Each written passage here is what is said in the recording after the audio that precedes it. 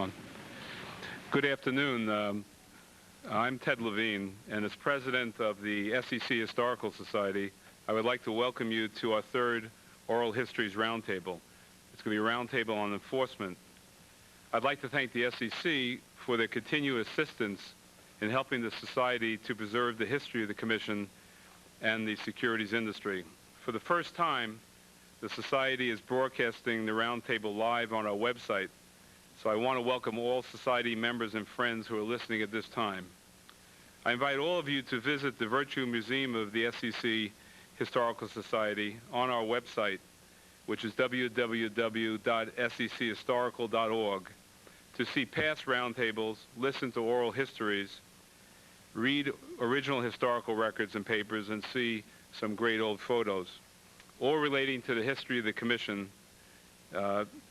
The museum is available free of charge on the website 24 hours a day, 7 days a week. Each month we add new materials, and this roundtable will be online in the next several months. I'd like to thank three persons who have helped make this roundtable today possible. Alan Levinson, the chair of our Oral Histories Committee since its inception, who is unable to be with us today, but has really been the driving force behind these oral histories. Carla Rosati, who's sitting here, the executive director of the Society, who actually is the person who put all this together. And third, Dan Hawke, who's with the SEC Division of Enforcement and a member of the Oral Histories Subcommittee, who did a splendid job in preparing the paper on the history of enforcement, which is in your program and outside for your reading pleasure. The Society is beginning to form operational committees for each of the major divisions of the SEC, the Chief Accountant's Office, the General Accountant's Office, the regional offices, and the Commission itself. Each of these committees will help to identify and secure materials for our museum, as well as to host programs and activities relating to the specific area. Steve Cutler will be here, the director of the Division of Enforcement, and will be coming later. And in order to keep on schedule with Irving and Stanley looking at me this way, I would like to now introduce Chairman Harvey Pitt. Harvey was a founder and past president of the Historical Society and has agreed to say a few words before we start the roundtable. Chairman Pitt.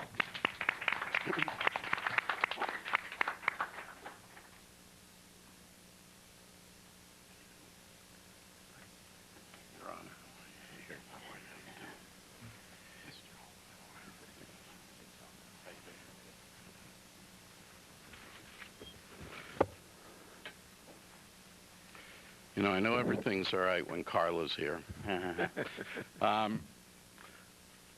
Let me say that I'm proud to welcome all of you to today's roundtable on enforcement, and it's an introduction.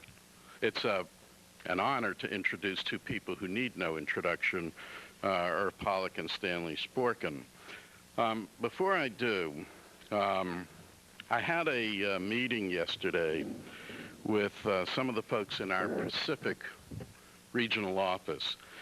And Sandy Harris, who, as you know, is in charge of a lot of our enforcement work out in LA, gave me personally a copy of the 1938 SEC enforcement manual. This is the manual that was issued when William O. Douglas was chairman and Messrs. Matthews, Healy, Frank, and Haynes were on the commission. And what I thought I would do is turn this over to Ted for the Historical Society's archives. Wow. Thank you.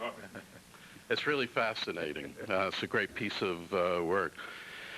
I think you know that Irv joined the Commission's most distinguished office, its General Counsel's office, in 1946, after having served in the armed forces during World War II. And 15 years later, Judge Sporkin joined the SEC as an attorney working on the special study. Most people think that Irv and Stanley are joined at the hip, and they are to some extent. but there was this 15-year hiatus. Both Irv and Stanley were instrumental in making the Commission and the Division of Enforcement what it is today, which I think is one of the most highly regarded governmental enforcement programs, and deservedly so. As I think you'll be able to tell today, Irv and Stanley, in addition to being joined at the hip, have worked together for a long time. Prior to the creation and running of the Division of Enforcement, Irv was the director of what was then known as the Division of Markets and Trading. Actually, it's Trading and Markets. And Stanley was his deputy. At that time, their division housed much, but not all, of the Commission's enforcement program. Pieces of it were scattered around in the regulatory divisions as well. Eventually, the enforcement function was split off from Trading and Markets, and today we have a Division of Market Regulation and the Division of Enforcement. In August of 1972, Irv became the first director of enforcement, and in 1974, Stanley succeeded him when Irv was appointed to the Commission. If I'm not mistaken, Irv, I think you were the first, maybe the only, director of the Enforcement Division who ever served on the Commission. Irv, of course, helped establish the Commission's credibility with other regulators through his meticulous work habits. For example, Irv used to read every reported criminal case, and he developed an extensive card file of case notes. For those of you who don't recall, in the old days, we used to have a criminal reference process, and it was quite an involved project to make a criminal reference. Somehow, over the years, and particularly even after the Fields case, we found easy ways to make those references. In any event, I would say both Irv and Stanley share a zero tolerance for corruption, and their attitude served the investing public well. Together, they built a national enforcement program with a reputation for integrity, tenaciousness, fairness, and creativity. And looking back at the problems that Irv and Stanley took on, such as off-the-book transactions and corporate accountability, it is somewhat striking that those issues seem similar to challenges we at the Commission are facing today. And that's why today's program is really quite timely and relevant. Stanley delivered a speech in which he said the following. What I find, I can't do it the way Stanley would do it, but what I find particularly troubling in the attitude of corporate executives is the extent to which they define their responsibility to shareholders only in terms of the bottom line. They are willing to disclose the amount of their company's earnings, but not the manner in which those earnings have been achieved. They attempt to argue that shareholders are not interested in this information, despite its reflection upon the quality of the company's earnings and management. Now, I'm sure you all remember that this was, these words were uttered by Stanley at the UCLA Dean's Forum in Los Angeles on January 15th, 1976. I have to say, Stanley, I don't even know why I bother writing new speeches. I mean, I could just recycle, you know, the things you've already said. In any event, I think that Irv and Stanley continue to be influential as leaders of the securities bar. The Commission and the public can always look to Irv and Stanley as honest brokers on any issue, and it's a privilege to have them here today. I also want to take a moment, publicly acknowledge the pro bono project that Stanley undertook at my request in reviewing our administrative process. It is my fervent hope that we will completely revitalize and revamp the administrative process, creating the equivalent of a rocket docket, so to speak. And Stanley wrote a report on this that is just absolutely phenomenal. And for those of you who haven't seen it, we posted it on our website, so it's available. I'd also like to thank the SEC Historical Society for putting together today's program. Our agency has a strong sense of history, and through programs like these, the Historical Society helps us to learn and understand that history. Thucydides called history philosophy teaching by examples, and I can't think of any better examples to teach us than Irving Stanley and the panelists we have assembled here today. I'd also like to take a second to recognize Daniel Hawke, who's an attorney in our enforcement division. Daniel, you, the Roundtable has outside a summary of highlights for distribution that Daniel prepared, and his summary turned into a 41-page history of enforcement at the SEC, complete with 216 endnotes. I think Daniel deserves some of recognition for what he's done, and we're very appreciative of him.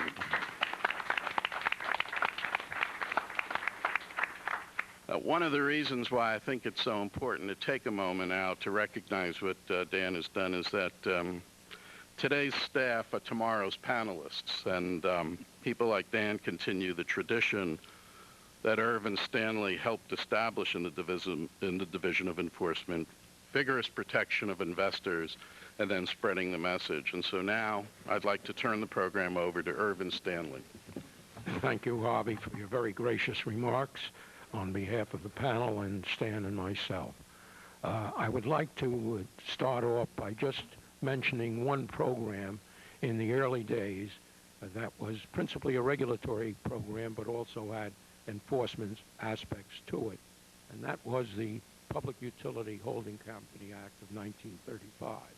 It was referred to in those days by the opposition as the death sentence for public utility companies.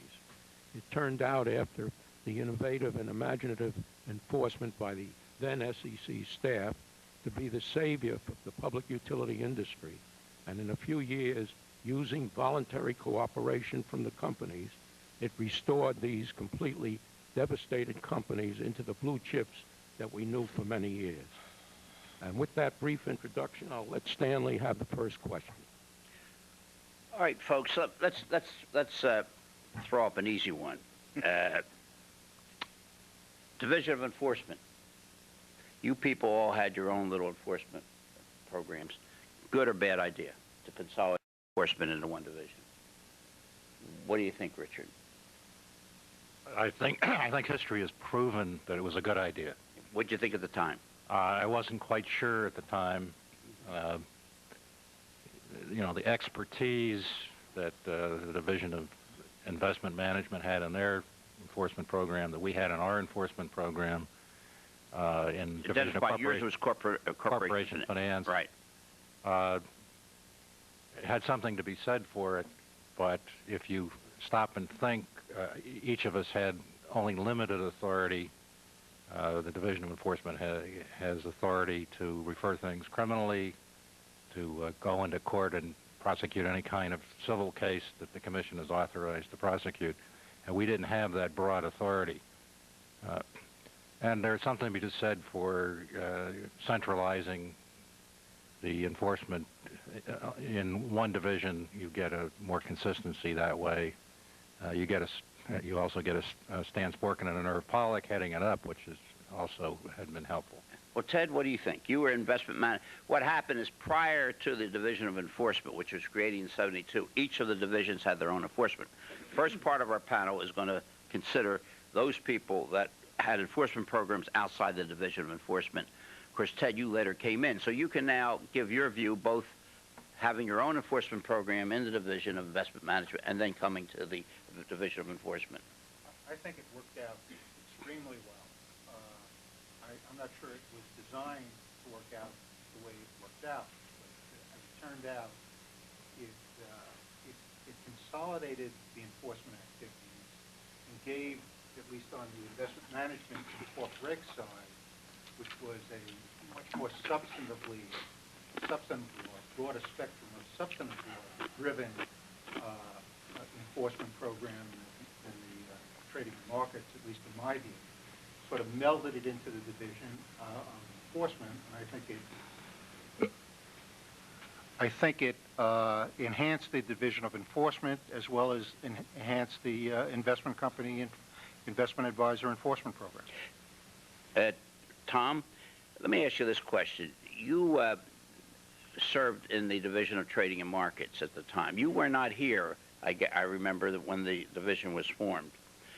What would you have done if the chairman came to you and said, "Hey, we want to consolidate it in one division"? What would your... Well, as you recall, Stanley, I started, and probably the only one here, started in the San Francisco regional office. And I served there for 3 years, from 57 to 60. I then came back to the division with President Kennedy's inauguration. No, I would have been for it, but I think I saw the Reformation and the renaissance of enforcement take place in 1961 and 62. When I came back to the commission in 1960, the enforcement division was a pretty sad sack of characters, I'm afraid. It wasn't proactive at all. It was reactive. A lot of old thinkers. The best talented attorneys wanted to work in other divisions. Enforcement was thought to be the bottom of the heap as far as getting a job. But when Ralph Stahl started the revolution, and when he brought Irv Pollack down from the Office of General Counsel, we saw a real renaissance in morale on new attorneys, on a different attitude and what have you. And at that time, and I think in the next 6 to 7 years, I mean, we just thought we were the best, and with the proper talent, I would have loved to see a merger of all enforcement activities in one division. Ted, you ought to comment because you were in the general counsel's office, and I think you had an oversight. Maybe well, I used to serve, I was in the general counsel's office slightly after Irv left, and saw the enforcement more as a service arm for what I did. I mean, I used to handle those cases, and a lot of the cases were scattered, and frankly, I don't think that you could have the program that you did have if the divisions and the enforcement programs were scattered the way they were. There wasn't a cohesive program. There wasn't someone to plan and execute. You had people in 4 or 5 different groups who each had their own constituencies, and I don't think it would have been nearly as effective if it had stayed in a disparate form that it was. Let me ask you, I'll throw this up to anybody here, and probably you would know the answer. How did it happen? I mean, this wasn't because we all now see what the consequences were, but what was behind it? This is what a historical society is all about. Was it all good motives, or were there some not so good motives to create the division of enforcement?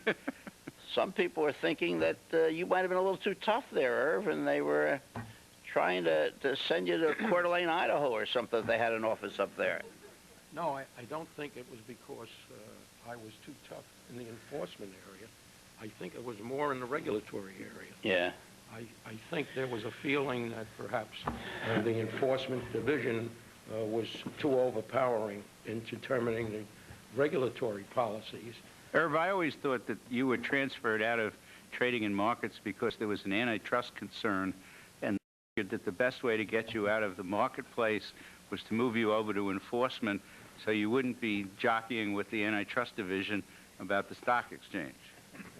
Well, that later came in but that's a different story. Yeah. But getting back to what Tom said, I think that Chairman Carey recognized when he came in that there wasn't a viable national enforcement program. And so it was his thought to transfer me with my criminal reference responsibility that I took as Assistant General Counsel from the General Counsel's office and went down to the Trading and Exchanges Division, as it was then known, to really take up the enforcement program, which Ralph Saul had started, but was then over in the special study. So that I think the only thing that you lose when you you separate, for example, regulation from enforcement, was a symbiotic relationship that we had in the division, so that when we had enforcement issues or problems that we saw and took action, we could at the same time direct the regulatory people to take steps, because enforcement, like war, is the last resort.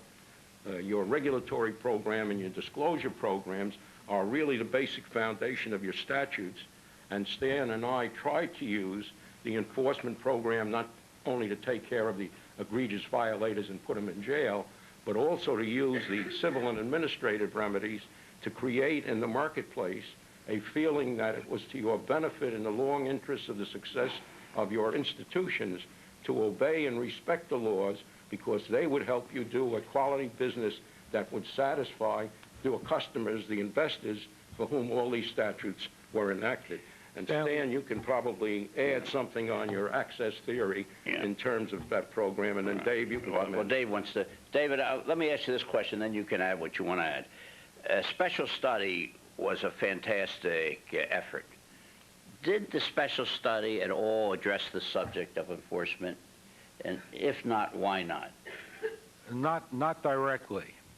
I think the special study's impact on enforcement was really the creation of an encyclopedic store of knowledge and knowledgeable individuals who then later were able to take that information and put it to use wherever they were in the commission. But to go back a step, you asked the question is, how did it come about? I think Irv put his finger on it when he said that Chairman Carey was not only the symbol, but the potent force behind what had happened. But there is always the old argument, do events make the man, does man make the events? Well, in the early 60s and late 50s was an enormous period of transition in the economy. The markets were becoming national as they never had before. So the regional offices of the Commission were becoming rapidly obsolete, whether they knew it or not. And there had to be a change sooner or later to a national program. I would not be quite as harsh as Tom was on the inhabitants of the division when he came there. I came in 1960 also. I think the Bureau or Office of Enforcement in the Division of Trading and Exchanges did what they were supposed to do. They acted as a service agent for the regional office processing papers. When Ralph Saul came to the division and he saw problems in the marketplace, etc., I think he also shared Irv's views, who was then up in the General Counsel's office, that enforcement had to achieve a national posture. Ralph was very wise in this respect. He did not take on the established bureaucracy directly. He bypassed it. He set up task forces to handle specific large cases and drew on the resources of the division to handle those cases. It was almost a free-form period as far as enforcement was concerned, because Ralph ran a very non-hierarchical shop. That can be a lot of fun. It can also be a lot of frustration involved. But that's the way Ralph ran the division. And I think with the revival of the interest in regulation by Bill Carey, who very shortly after his arrival wrote the decision in the Katie Roberts case, and then the activities of Irv in the General Counsel's office, and the activities of Ralph bringing large enforcement cases in the division, led to a de facto centralization of enforcement long before it was actually embodied in any commission order. All right, let me ask you this question, folks.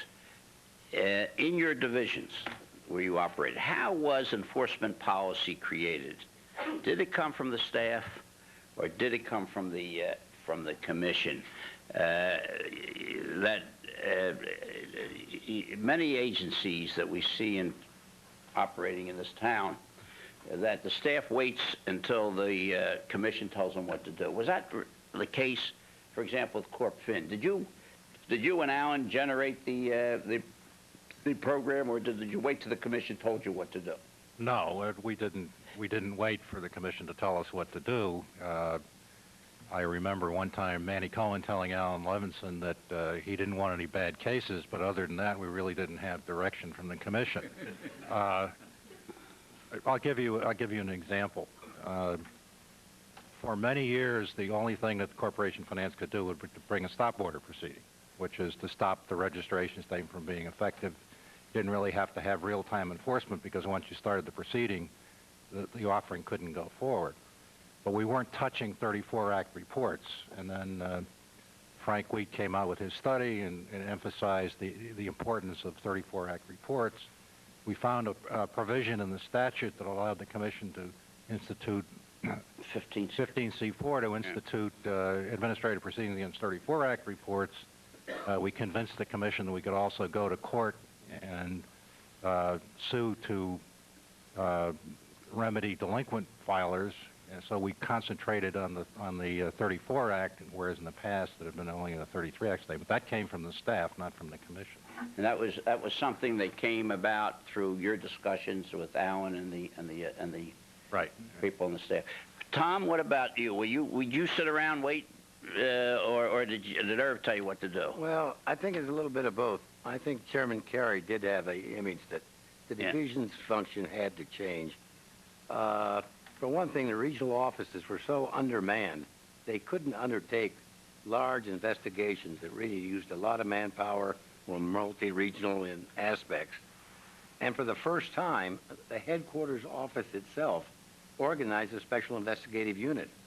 We took on the boiler rooms in Washington, D.C., and we took on cases wherever... Wait a second, the boiler rooms in Washington, D.C.? Washington one time had flourishing boiler rooms. Oh, my gosh. But at the same time, Irv was there.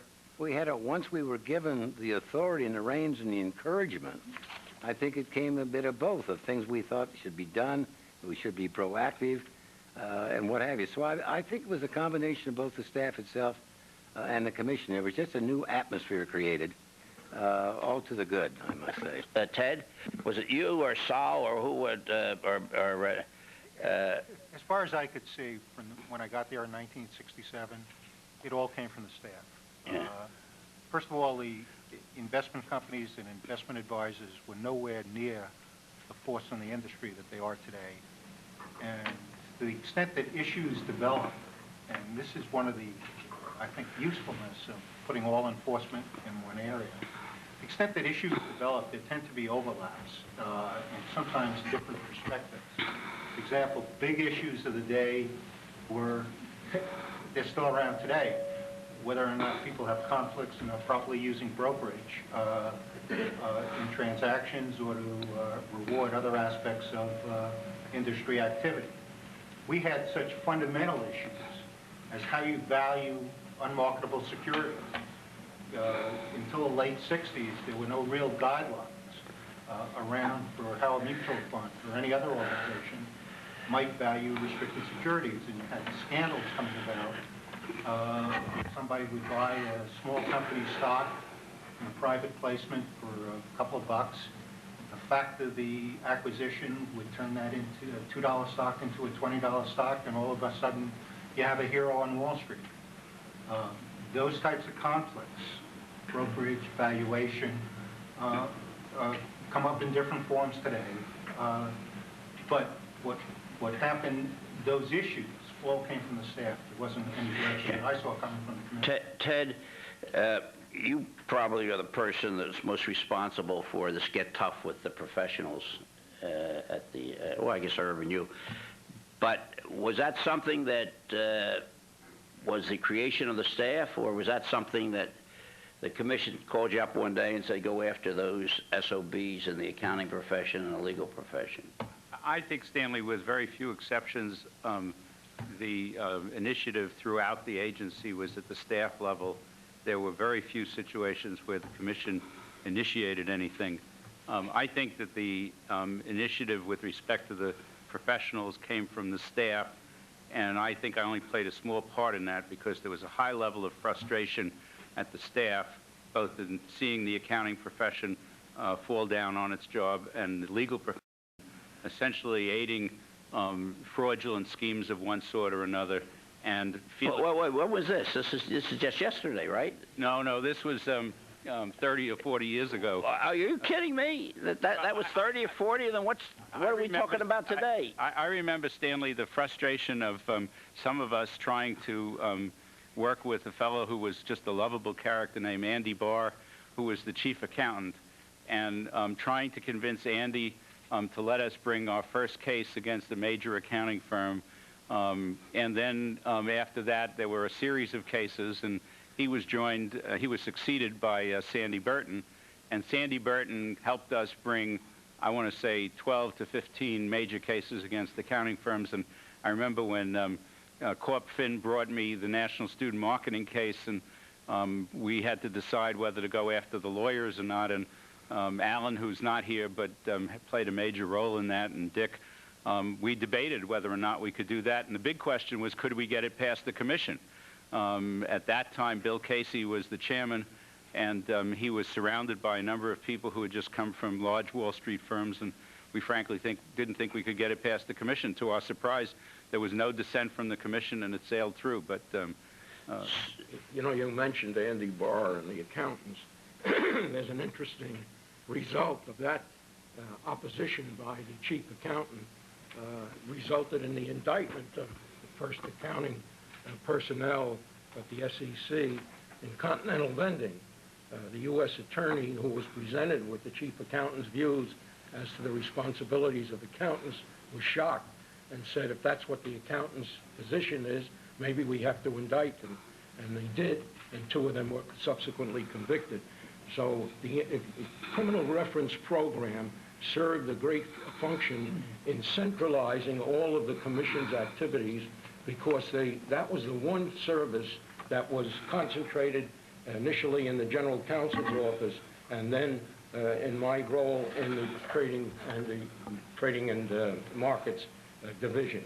And we used that because of the shortage of our personnel in getting a great hit for the time and effort we put into it, because we then had the U.S. attorney's offices around the country, principally in the Southern District of New York, who once they understood how good our cases were and how important they were and how valuable they were to their offices in increasing their reputation in the white-collar crime area, we had a symbiotic relationship where they would almost open their functions and their people to us, so that in major cases we could really accomplish something in the national enforcement program that we had. David? But Irv, did the commission ever distill from the literally hundreds of enforcement cases involving accountants anything from those cases and feed it back into its regulatory program?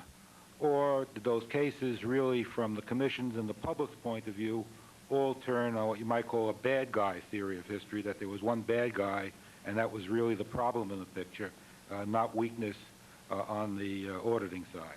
Because of the opposition of the chief accountant's office to regulation of the accountants, Stanley and I had to bring cases against the accounting firms, not against the individuals, but against the accounting firms, on the theory that that would get their attention and that they would then do a self-compliance program. And for a period of time, it did work, consistent with the overall philosophy that I mentioned much earlier in my comments. I think what happened was that it was probably under control at that time. It got out of control when a commission decided that you don't sue accounting firms anymore, you sue bad accountants or you sue bad brokers. And I think that that caused a problem. But David, let me ask you as the philosopher here. What do you think of the balance between where these ideas ought to generate from? Should it come from a commission who's put on by the president with the confirmation, or should it come from unelected, unconfirmed staff members? Where should You're leading the witness, Stanley. Well, I'm asking which way. No, I'm not sure where he's leading me, but go ahead, I think Stanley. in 14 years I learned how to ask a question that wasn't a leading question. I'm saying Only 14? I'm saying where should it come from? I'm not suggesting because I don't. I got to tell you a story. Stanley has never been able to lead me when I knew it. The third or fourth day Stanley was at the commission, he was heard going down the hall yelling he had uncovered the greatest fraud in the history of the commission, and that an enforcement action, probably a criminal reference, should be made immediately. And I wondered how a guy who was hired to study extensions of credit had discovered the tremendous sin of a mutual fund that had decided to sell its shares on credit cards. Well, of course, I thought this was pretty innovative myself, but of course, it technically was a violation. And I remember thinking that this strange guy in the green eye shade would never go anywhere. That was 1962, Stanley? 61? Oh, boy. But the question of where regulation should come from. Now, where should this regulation and enforcement generate? Should it? What do you think? Well, what do you think? Well, let me answer your own question. What do I think? Yeah. He asked me the question, Herb. You go ahead. I think it's really a two-way street, and I think too little time has been spent on the issue I tried to raise before, that while an enforcement program, Irv, I think can straighten people or profession out for a while, unless it carries over to a regulatory program, its effects are likely to be transitory. And I think in the history of the Commission, in looking at a lot of the cases, I think that the Commission has lacked a mechanism for distilling from enforcement cases the lessons for regulation. I'll give you a few quick examples. The Tino DeAngelis salad oil case, which in its day was a big, big case. Big fraud, 1965. That case involved and brought down into bankruptcy the sixth largest firm on the New York Stock Exchange, Ira Haupt and Company. The whole gimmick here was speculation in futures contracts on soybean oil. And the case was resolved. It was a very colorful case. Tino DeAngelis went to jail. Ira Haupt's creditors were paid off by the New York Stock Exchange. However, only 6 or 7 years later, Al Summer went over to the White House, something he told me he regretted, at the behest of the Commission, to tell the White House that the SEC had absolutely no interest in the legislation that established the Commodity Futures Trading Commission. Somehow, it never percolated back onto the Commission's agenda that futures trading could lead to the bankruptcy of New York Stock Exchange firms. Georgia Pacific was treated as a big case. What was neglected was that in Georgia Pacific, neglected from a regulatory standpoint, that in Georgia Pacific, the company was using its pension plan to manipulate its own stock. Yet at the same time, the Commission manifested no particular interest in the congressional hearings that led to the enactment of ERISA. So that the lessons to be drawn from these cases and legions of others is that there has been no mechanism to create an historical memory or distill the experience of enforcement into a regulatory Dave, program. I disagree. I think the essence of the program at its best was not to bring cases that were just bad boy lessons that anyone could separate him or herself from. I think the genius of Stanley and Irv's program was that you went after the institutions and you tried to prove to the institutions that they didn't simply say it was this one rotten apple in the institution that somehow infected it and made it the job of the institutions. I have a very different view of the CFTC and ERISA than you do. I frankly think that we had such, and by we I mean the enforcement staff, had such a reputation for tenacity and integrity that the industry was afraid to leave it in the hands of the Commission And so they went off to something that was supervised by the Agricultural Department or the Department of Labor rather than to give that power to the SEC. And I think if you look at the institutional reactions when we pushed at the accounting firms and we went and brought cases after cases and we brought them against law firms, the industry, in this case the accounting industry and the bar, pushed back in a political and an institutional way and said, get off my back. And there were responses at the elected level to those kinds of things, so that for a while it did happen. And it's only this year that we actually see substantive regulation now for the first time. I think there's part truth in both of your arguments. The principal reason that the Commission did not want to take on the futures businesses, it was looking at them as pork bellies. It did not at that time appreciate the growth that was going to take place in futures and financial instruments. And with respect to the pension funds, I think they felt also ERISA. We had a view that we had tough time getting our appropriations. We had a small staff.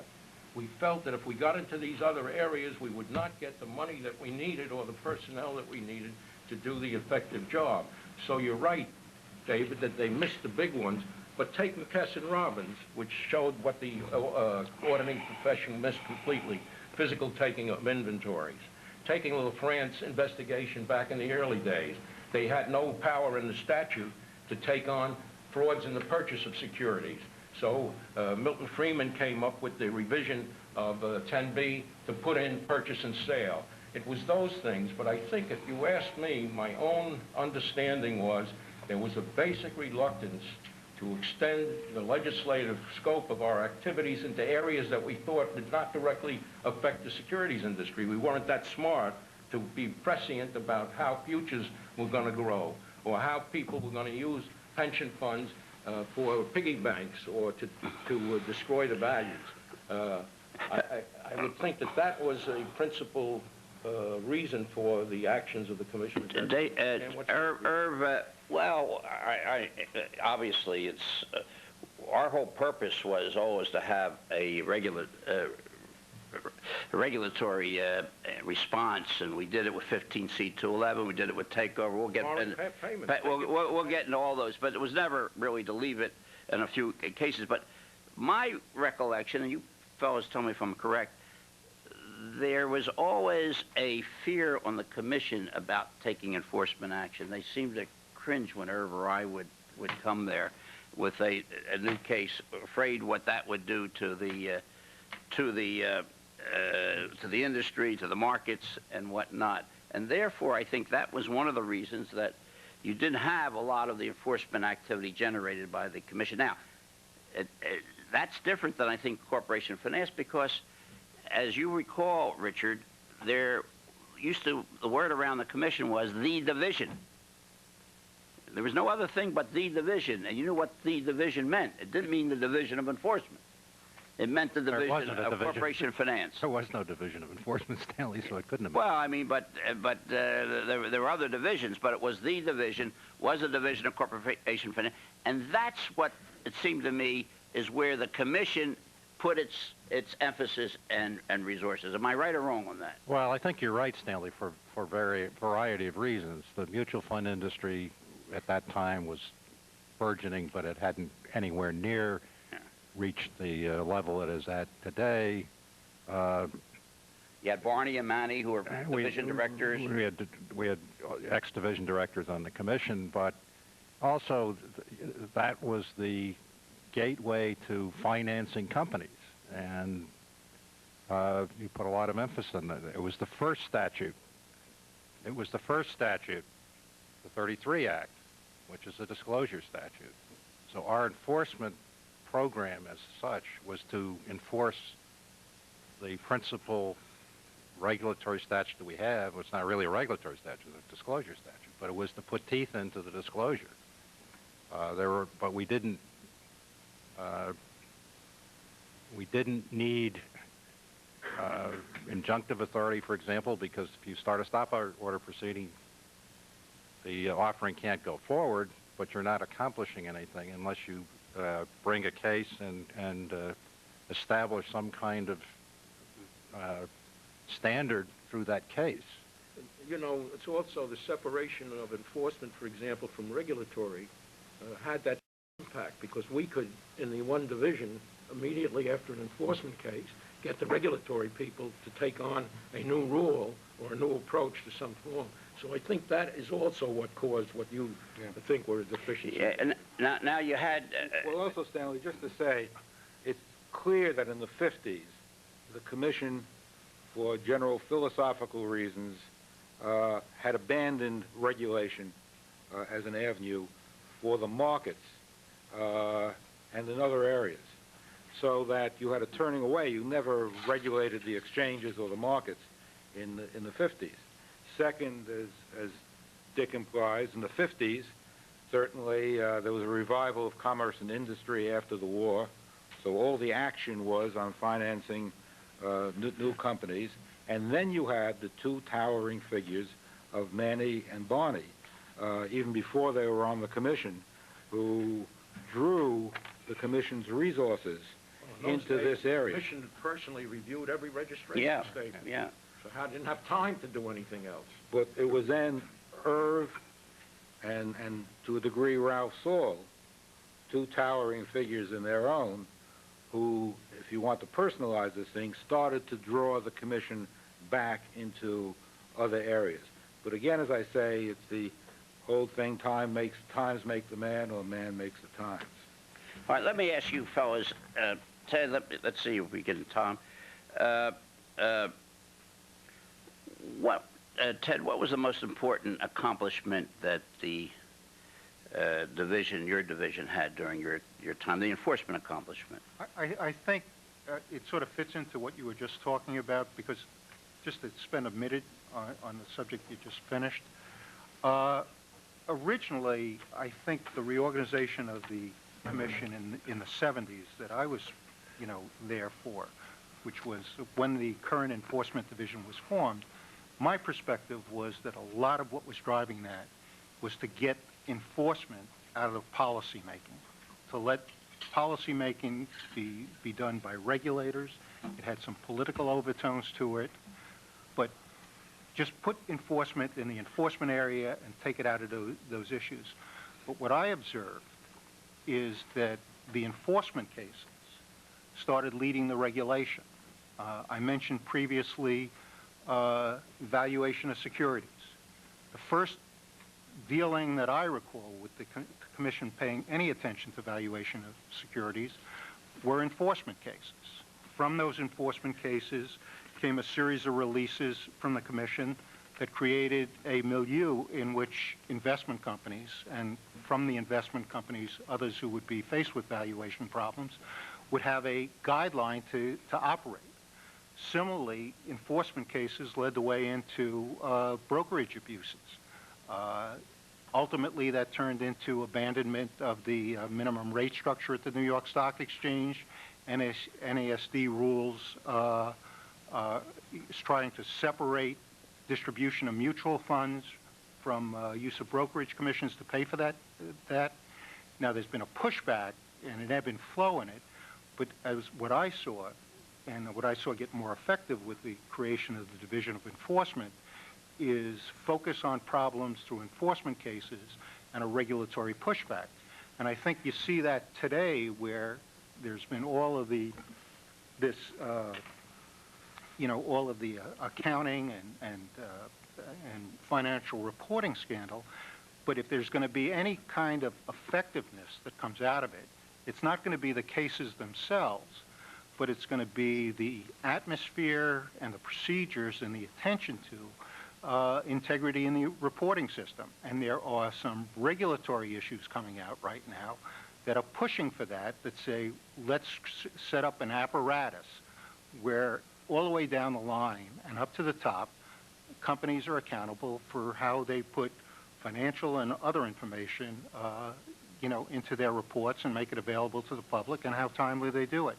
And that, although it starts with enforcement, comes out if it's going to be effective, in a regulatory program. Tom, I guess I don't have to ask you what was the most important case, but why don't you tell us a little about Texas Gulf Sulfur? That was there. You brought that, did you not? It was during your time? Well, it was generally Ed Yeagerman and Tim Callahan, two of the most famous cowboys in the Commission's history, investigators who were from New York, Washington, or wherever they choose to be.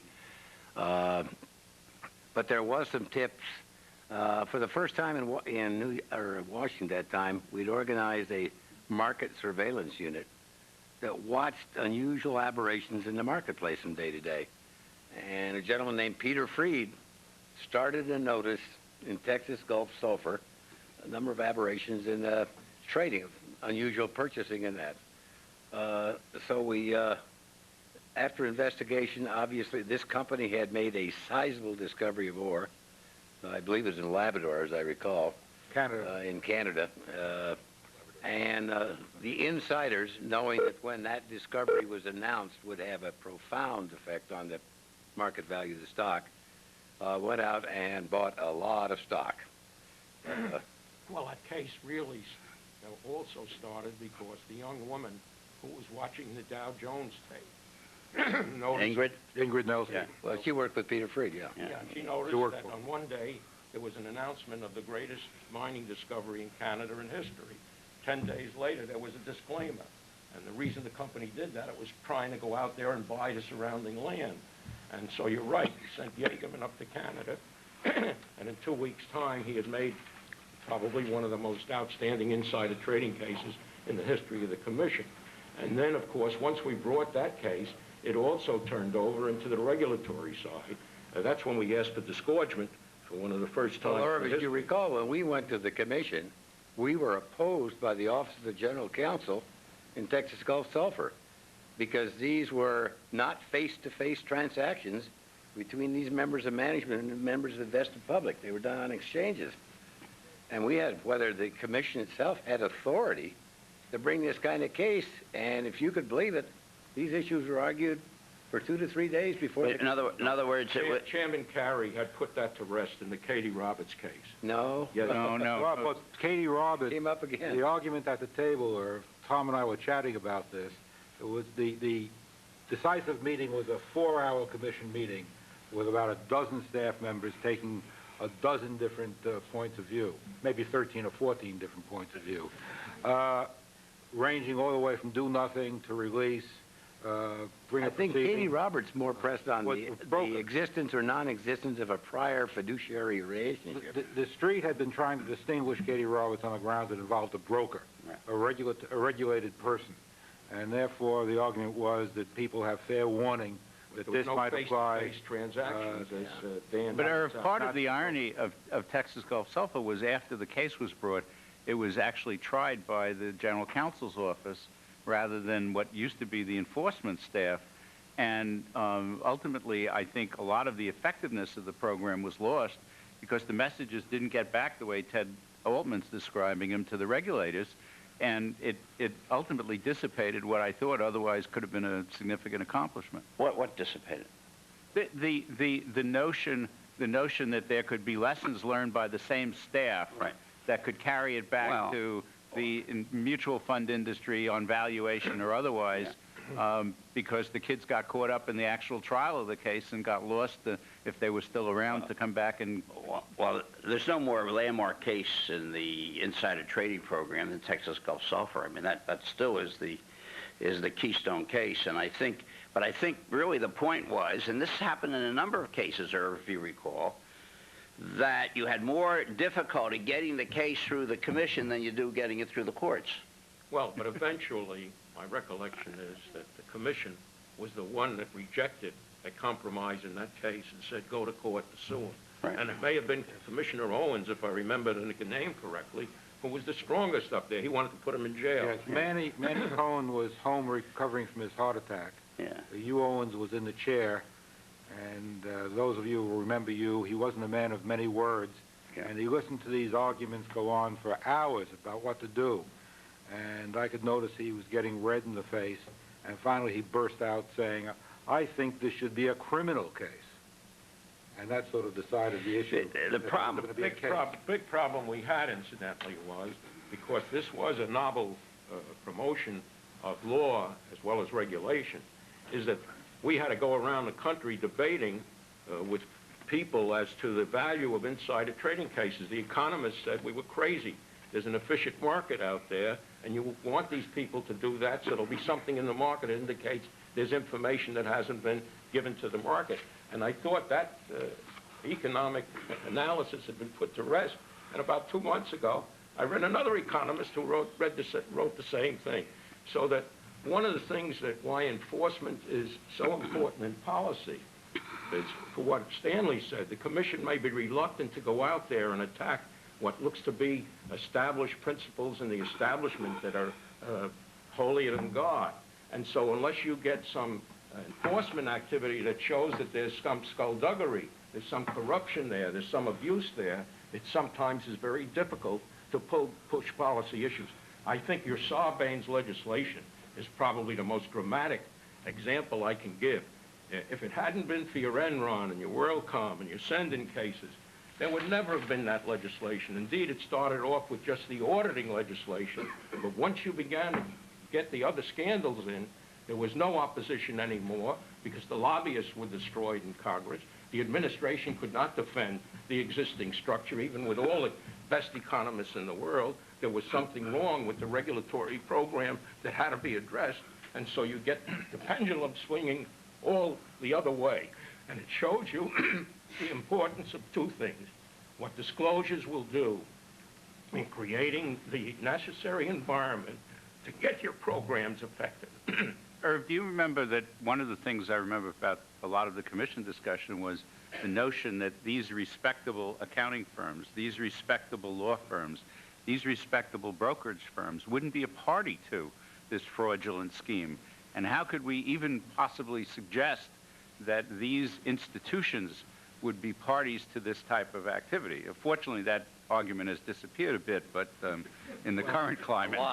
But if you take the Carter-Johnson case, the enforcement people were able to show that here was a law firm that knew that this issuer was continually putting out erroneous information and yet did nothing about it except internally. They never tried to do anything. But Irv, you remember the debate. I mean, it's only settled by Stanley's efforts in the Sarbanes legislation about what was the lawyer's duty when confronted with fraudulent activity and how far did you have to go. And the bar went bananas over whether or not the lawyer had a duty to do it. Went so far as the commission or the staff, the general counsel, put out a letter that said they're not going to use 2E to discipline lawyers anymore. And that always bothered me. And by some hook or crooks, the new legislation has that rule is now part of the statute. But we'll let that go to the next discussion. Now, let me ask you this question here. What about, you know, we always had a problem of, Irv, you and I were always afraid that we were taking on one of the big boys or the big girls, well, the big boys, I guess, that we were afraid that we were going to be, they're going to run around us to go up and talk to the commission. Ex parte was a big problem then. What do you know about it? What was the... Well, what I know about it, I can tell a quick story of, you came to me one day. Oh, Jesus. And said that somebody had gone to the commission or the chairman and had obtained their understanding that we would remove a suspension of stock or something like that. Yeah. And they had a release that they had typed up and they gave to you. And you said, this is terrible. What are we going to do about it? I said, where's the release? He said, you threw it in the basket. I said, get it out of the basket. That's going to be the first exhibit when we sue them. And that's what we did. And that's how we handled ex parte communications in the commission. What do you fellas did? Did you have, were you Richard, did you have problems with people going around you, going to the commission, speaking to Manny or Barney? Well, they wouldn't talk to Barney, would they? Barney was... Sure, there were efforts to do that. I remember in National Student Marketing, Fed probably remembers this too, that White & Case, which was one of the law firms that was sued in that case, put a tremendous amount of pressure on the commission, or attempted to. The commission did not cave to the pressure. Was there any rules against it? Do we have any rules then? Yeah, you had the same rule that you have today, basically, but that I didn't think mean that anybody paid it. What is the one we have today? Well, I think that the commissioners had to put something in the file that there was an ex parte communication. Right. But the real concern, Stanley, I thought was more on a political level. I mean, what we had heard shortly after White and Case was sued in the National Student Marketing case, that the commission, as the staff who were trying the case, that the commission was about to withdraw or amend the complaint. And we understood that to be an institutional concern. But I think the more serious one, frankly, was the political pressure. I mean, I remember when I was still in general counsel's office and Murray Chotiner showed up in my office one day. Those of you that don't remember, Chotiner used to be part of the Republican establishment at an earlier day and era, and he told me that the chairman had just instructed the staff as to how to settle the case, and I said, I don't get my instructions that way. And the next thing we knew, we picked up the phone and we had a grand jury in New York, and if Chotiner hadn't died, he probably would have been indicted. Well, the political thing, of course, went all the way back to the time of the Ray and Ray investigation and the Amex. Congressman McCormick, I think then Democratic leader in the House, later Speaker of the House, called Ralph Saul and just point blank directed him to drop the investigation. Ralph didn't, and the rest is history. But these things go all the way back. Well, Irv, later his assistant was indicted by us. Yeah. Stanley. Well, you had the Gold Fine case, Irv. What was that all about?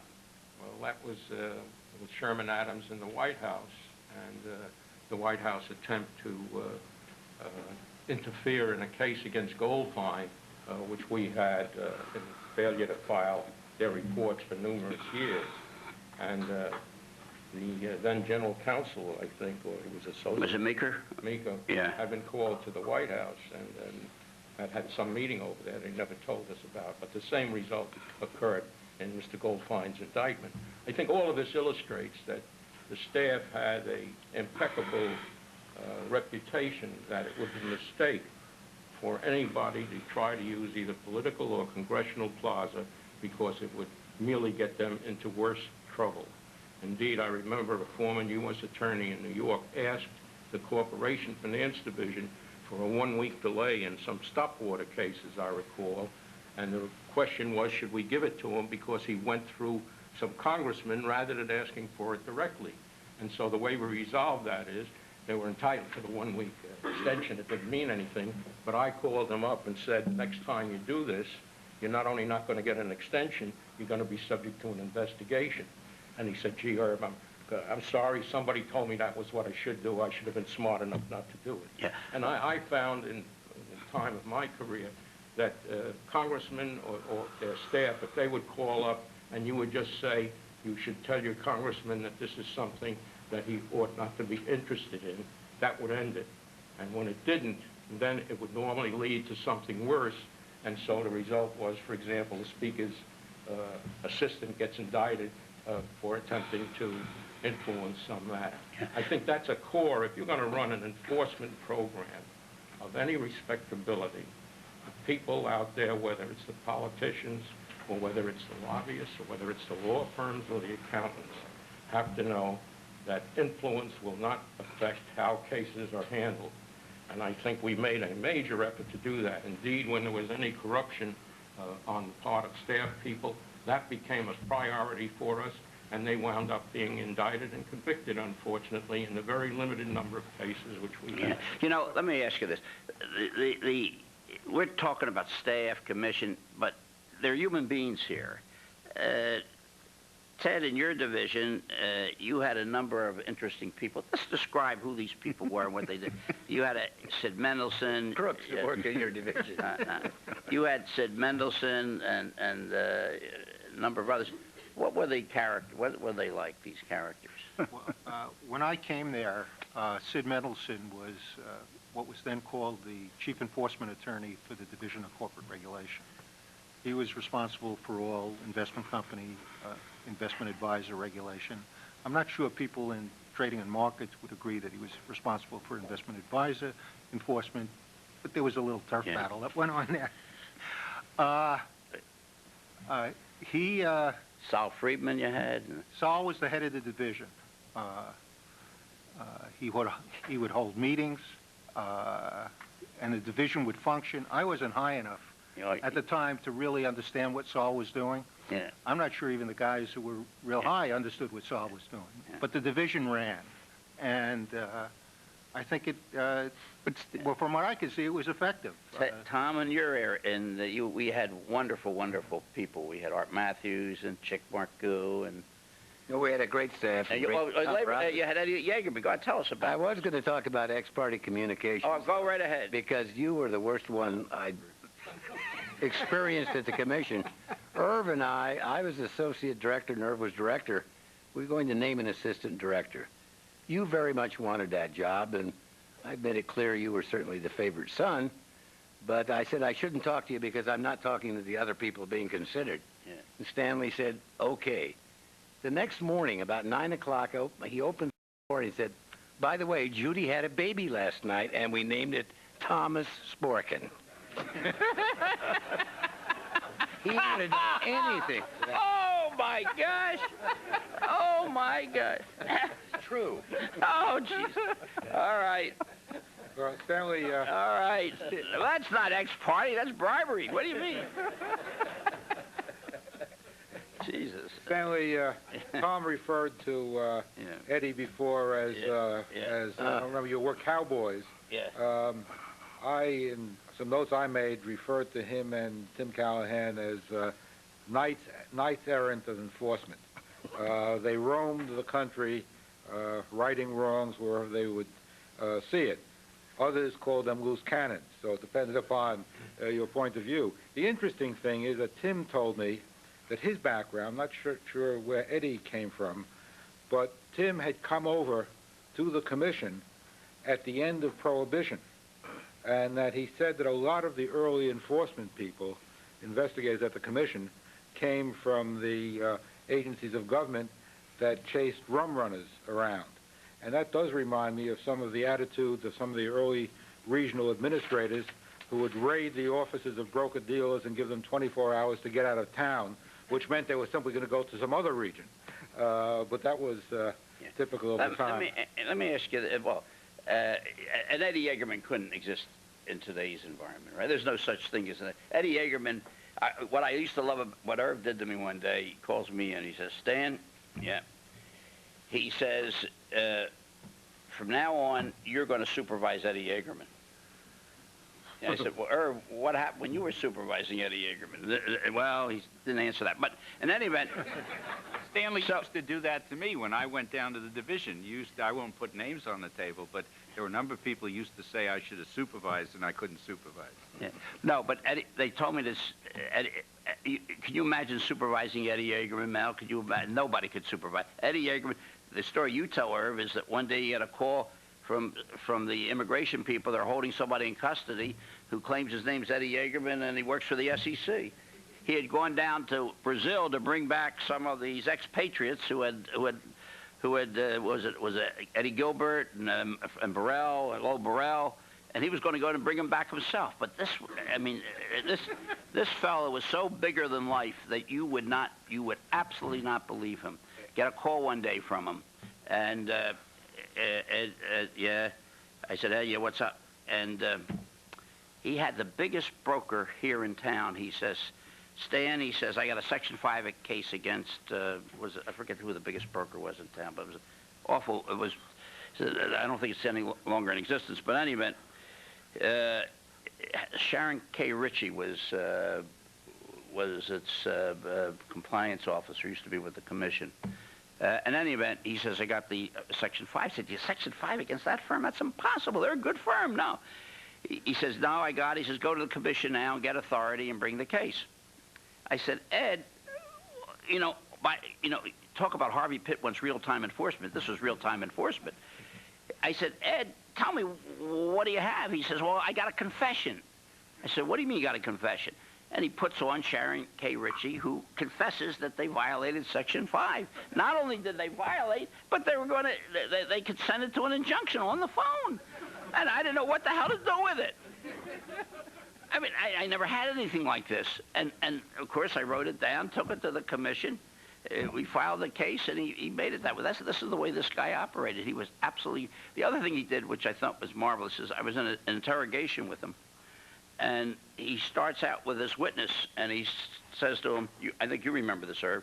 He says, now, on such and such a day, you did so-and-so. On this day, you did that. On such a day, you sold the stock. On such and such a day, you paid that guy off.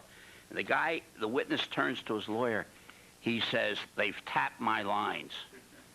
He was certain that there was wiretapping going on because Jaegerman, after 2 questions, could know the exact scheme that was taking place, and he knew exactly what was happening, and he would tell the guy exactly what the person did. And to this day, I remember him telling the guy, turned to his lawyer, says they violated the law, they're engaged in wiretapping, and that was the amazing kind of person. But those are the kinds of people we have. Now, we got a few minutes left, and I want to ask each of you, because I think this is very important. What's the legacy? What can we learn from your days at the commission, each of you, that can help the commission today in carrying out its program?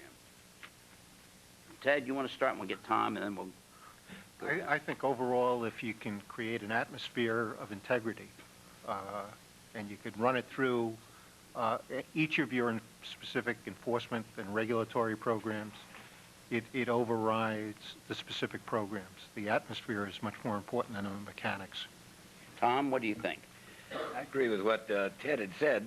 I think morale, esprit de corps is very important. And this agency's gotten a lot of criticism lately in some areas that where were they when all these things happened. I think you can't let criticism stop you. You do your best job. You've got a charter now, and do it. But I think just the determination that we had in the early 60s, we were going to move things around and change things, and we did it. Tom, in your day, you and Irv, when you ran the division, and I must tell you, it was the best-run division I've ever been affiliated with. The blend was so terrific between the two of you. But what you also did, which I think is important, is you established a meritocracy in the division, that people got ahead based upon their work effort. Is that important? Yeah. And how did you do that? We were awfully lucky. Like, we hired a gentleman named Art Matthews once, who was one of the most brilliant securities attorneys I've ever met and became nationally prominent. He came in, he'd been in a bridge accident, had a 6 weeks growth, and had a metal sticking through his cheeks. He looked like hell. But during the interview, there was something unique about that individual. He's the only guy I know that used to read advance sheets in the cab like Irv does. Maitland Frankow. We just had so many bright people, but you're right. Didn't make any difference who you were. Your law school didn't mean, I'm University of Wyoming. That generally I couldn't get an interview at Wall Street if I tried. But I think I succeeded at the commission because they didn't care where I went to law school. It depended on the work I did and the dedication. Yeah. Ted, what do you think? What's the legacy? What is it that from your work they can learn? Well, I think I agree with what Ted said, and also what Tom said. I mean, I think of Art Matthews went to Albany Law School. Dave Ferber went to Albany Law School. It was a meritocracy. And I think the greatest thing that we gave to the agency... The chairman went to... I mean, Harvey used to... When Harvey was fresh out of law school, he went to St. John's. What did I say? And for years, he used to be ashamed of that. He used to feel like he couldn't compete. He was never ashamed of it in an active sense. He was proud of it, but he was always treated like he was a second-class citizen because he hadn't gone to the right law school. I think that the real lessons are the morale and professionalism of the staff, the merits that Tom describes, people rising on merit, based on frankly, their integrity and their courage and their ability to do things. And frankly, I think we have to push back on the professions, the professional firms, the accounting firms, the law firms. I think the institutions that, we're reading about and shocked that we're reading about this. And for those of us who've been there, we're not shocked by it, except that it keeps happening again and again. Yeah, I think I'd echo everything that's been said here. It's really the staff and their courage and integrity. And I think they have to stand up, and sometimes it's tremendous pressure. I remember going back to National Student Marketing, Ted and I were talking earlier, that the young lawyer that was in charge of investigating that case came to me one day and he said, the lawyers knew everything that was going on. what am I going to do? I said, you're going to continue to investigate the case, and then you'll report back with your recommendations. And he did it, and we took the case to Ted, and we took the case to the commission, and we stood up to two major law firms and a major accounting firm, and one of the biggest crooks I ever ran into, but that's a different story.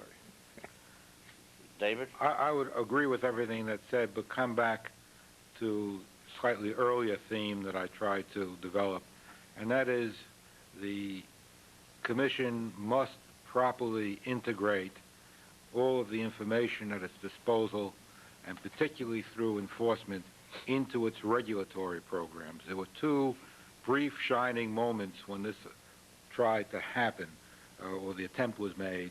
One, when the special study recommended the creation of an Office of Program Planning under Walter Werner, and the second was when Irv was division director, sitting on top of regulation and enforcement.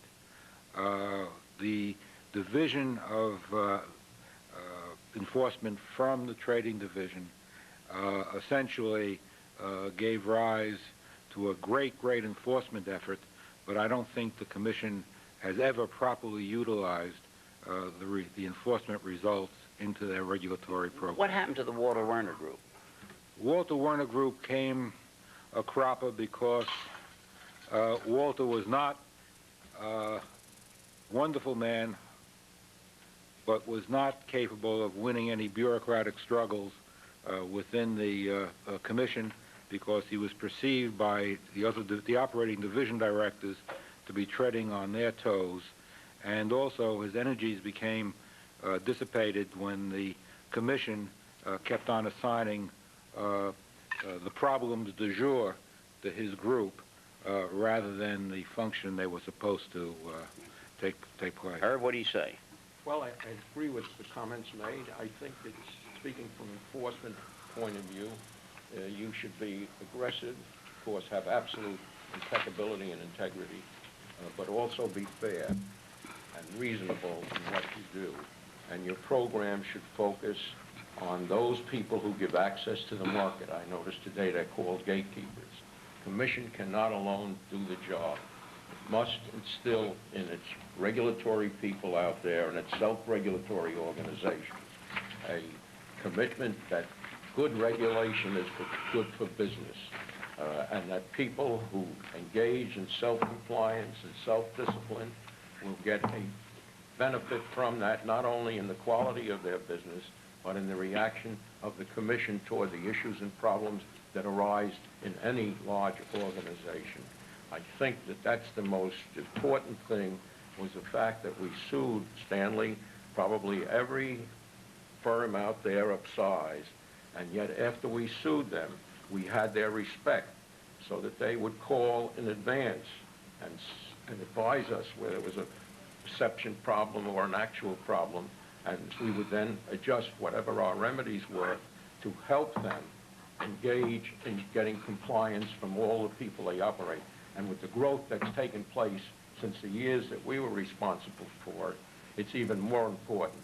This agency, with its limited resources, even with the great increase it may get now under the Sarbanes legislation, cannot do it alone. It must depend on those people out there to exercise the culture that should emanate from the leaders of the industries, the leaders of your companies, the leaders of the capital markets, in recognizing that they have a responsibility to investors and to society to do the job correctly. Well, folks, that's the end of the first panel. At exactly 3:30, we're going to start. This is the warm-up. Now we're going to go to the main bout at 3:30. We'll bring in the heavyweights now. Hey, that's a nice one. Thank you, Stanley. These are the enforcement, the real enforcement people. All right, thanks. All right, David. I have to do something to tease him. I have to do something. I'm going to be off. Okay. You're on the Right at 6 o'clock. See, we got through the whole agenda. You were able to follow this stuff? Now here. On the internet, they're listening on the internet. Yeah. Everyone has to leave the mic where it is, despite what it feels. All right, we got, these are all, I guess, ex-enforcement people, except Alan Rosenblat. He was left over from the other panel, and he's here now to join us. Well, let us, what we have here is we got Ted Levine and... Let me suggest, why don't we start by people making any comments that they would like to make in light of the first panel's discussion, where they either agree or disagree or have some embellishments that they'd like to make. And let's start with Wally Timmeny. And Wally, why don't you introduce yourself so that the audience will know who they were talking about. Wally Timmeny was a former deputy director of the Division of Enforcement. Alan Rosenblat was with the Division of Investment Management. Ted Sonde was in every division in the commission, too many to name. Dave Doherty was also the associate director of enforcement. Ben Greenspoon was the head of the trial unit and I guess associate director, and Ted Levine was an associate director of enforcement during the relevant period. And of course, Irv was the first director. But go ahead, Wally. I'm sorry. I just wanted to make sure that everybody knows who's here. Well, what I wanted to do by way of providing a bridge between this panel and the first panel was to go back to a point that was being made about the formation of the enforcement division. There was a lot of discussion on the first panel about Chairman Carey wanting to have an enforcement program in the Division of Trading and Markets, or the Division of Trading and Exchanges. And that was all very true. But the Division of Enforcement was founded, if you will, by Chairman Casey. And Chairman Casey's goal in creating the Division of Enforcement was, from my perspective, to remove Irv Pollack from the regulatory function in the Division of Trading and Markets. History is a matter of perspective, but I was a young kid down in the Division of Investment Management working on a project that Jack Dudley had assigned. He sent us out to do an examination of a fund complex. He was really interested in turnover, the amount of portfolio turnover in the fund. And he sent a guy named Dan Schatz and yours truly out there to look into turnover. As we were looking into turnover, we stumbled onto something called a give-up, basically. It was a matter of the fund assigning its brokerage to a certain broker-dealer, who in turn would split a part of that brokerage with another broker-dealer, and the second broker-dealer would sort of take instructions from the fund manager as to where to send the money. All of this demonstrated that fixed rates were a farce, that there was a lot of slush in the commission structure, and various money managers and whatnot were taking advantage of it.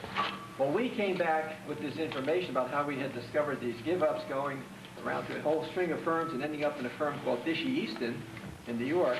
We brought that up to Irv and made a point about how the give-ups were working. He took that, and I think it was very much the formation for what he did in the fixed rate hearings. And he really worked hard on that and toppled the whole fixed rate structure, in essence. And as part of that effort, when he was undertaking that effort, I think it was Chairman Casey's view that there was too much of an enforcement flavor in this regulatory process, and that someone else other than Irv Pollack ought to be setting the regulatory tone with respect to these very important market issues. And that's how, from my perspective, the Enforcement Division was formed. It was formed not to create a wonderful, effective enforcement unit.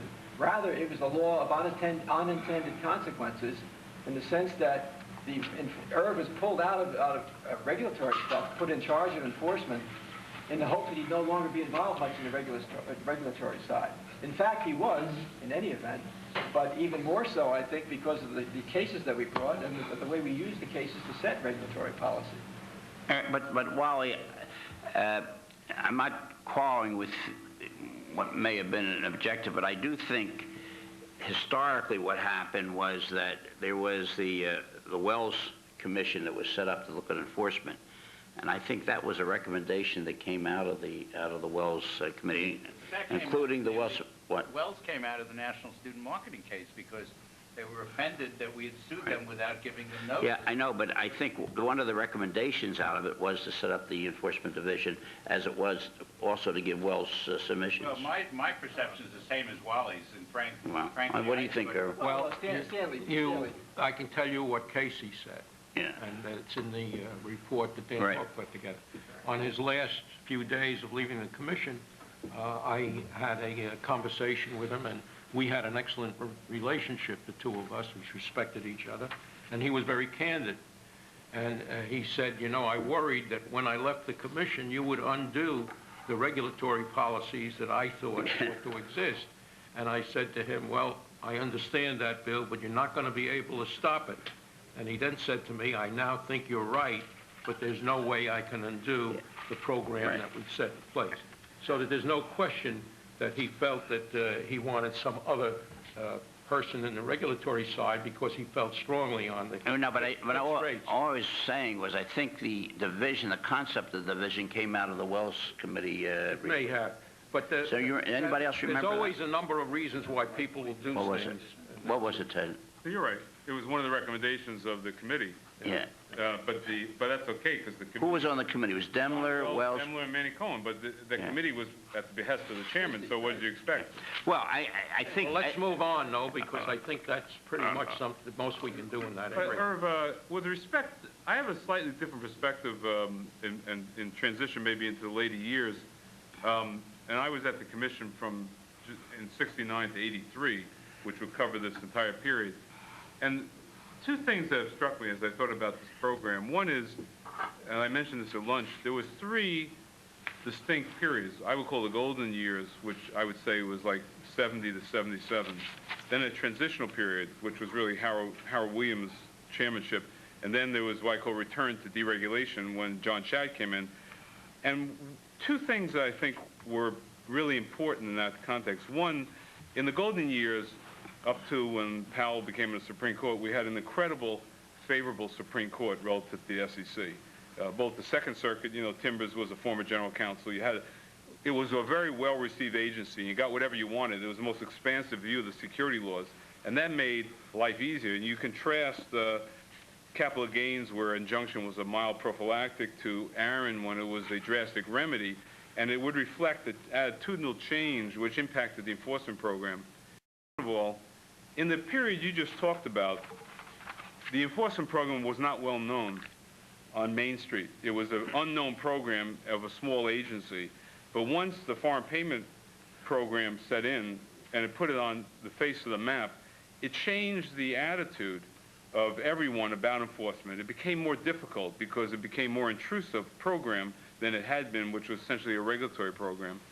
And lastly, and people can disagree with this, it was a simple program with no remedies except for the use of creative relief in the early 70s. And once we started overlaying both a more punitive program, which happened when Shad came in, and more drastic remedies, the courts became a lot less receptive to the agency's mission as one of protecting the public. It became much more difficult. So we had all these debates about preponderance of evidence against clear and convincing. All the debates of whether you should have an injunction or not, we flipped to administrative remedies. And what I noticed in looking at this, no implied right of action, the courts changed their view of us in a manner which I think hurt the program or made it more challenging and more creative.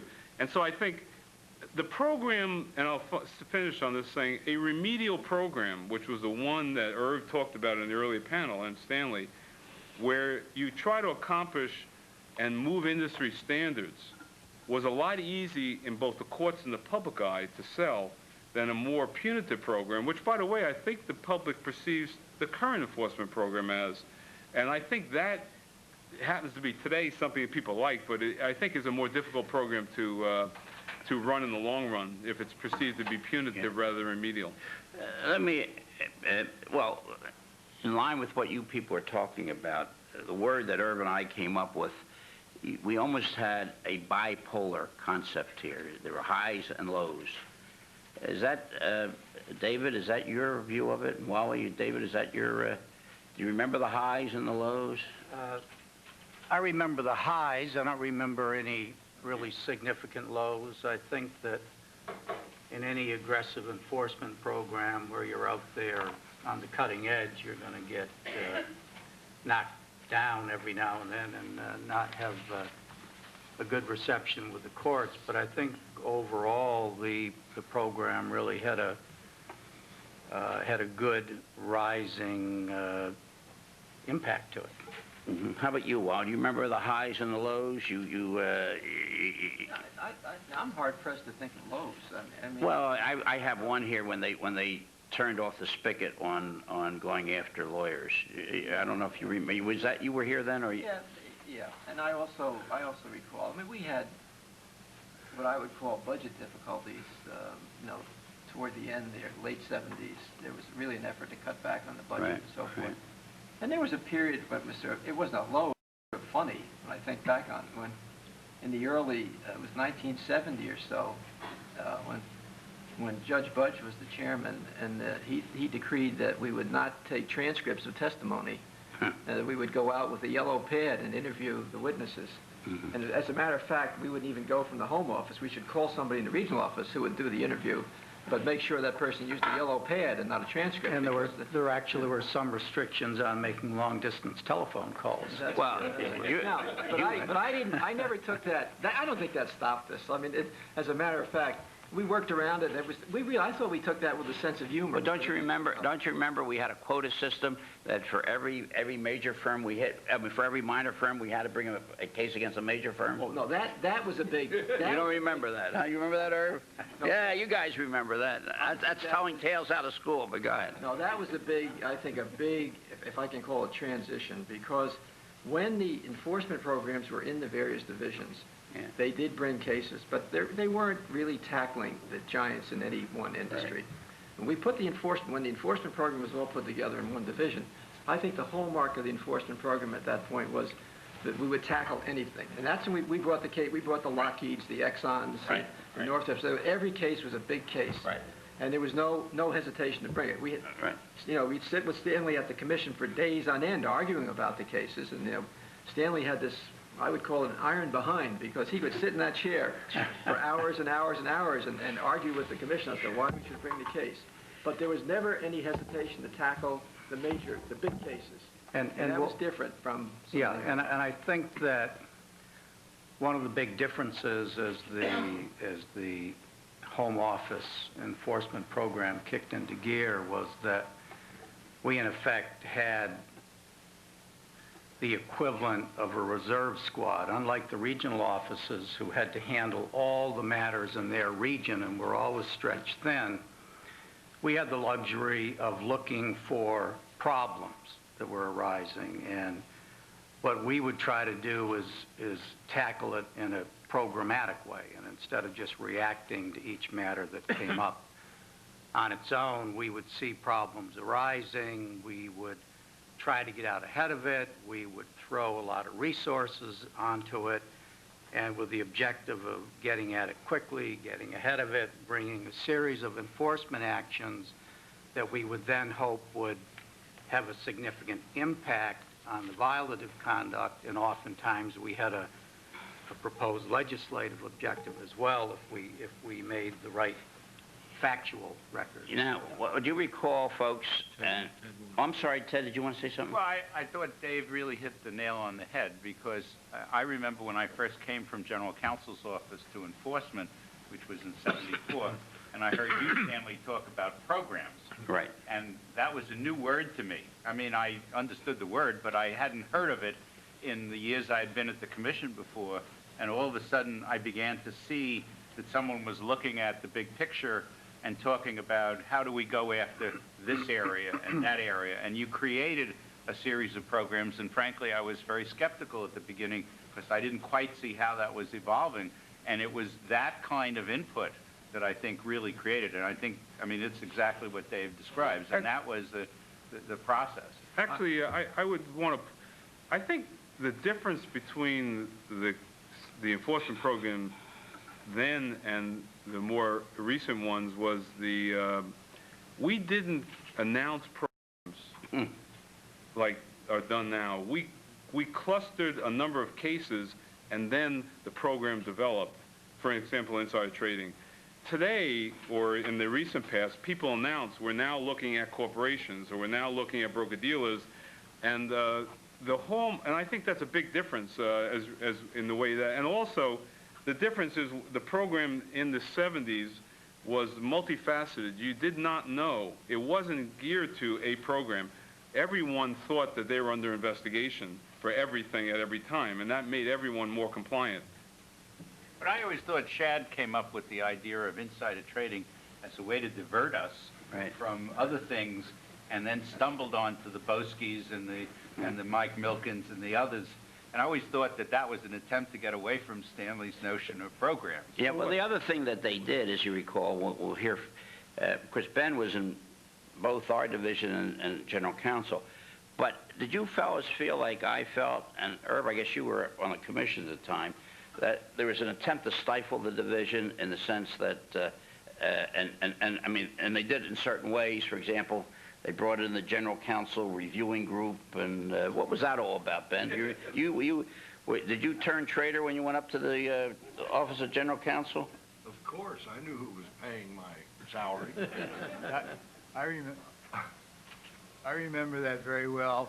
Harvey instituted a program of reviewing every matter that went to the commission, not just enforcement action, but regulatory recommendations as well, rule proposals, and we assigned each memo to a member of the staff, and then the supervisors would all gather on Monday morning, and we would go over each matter.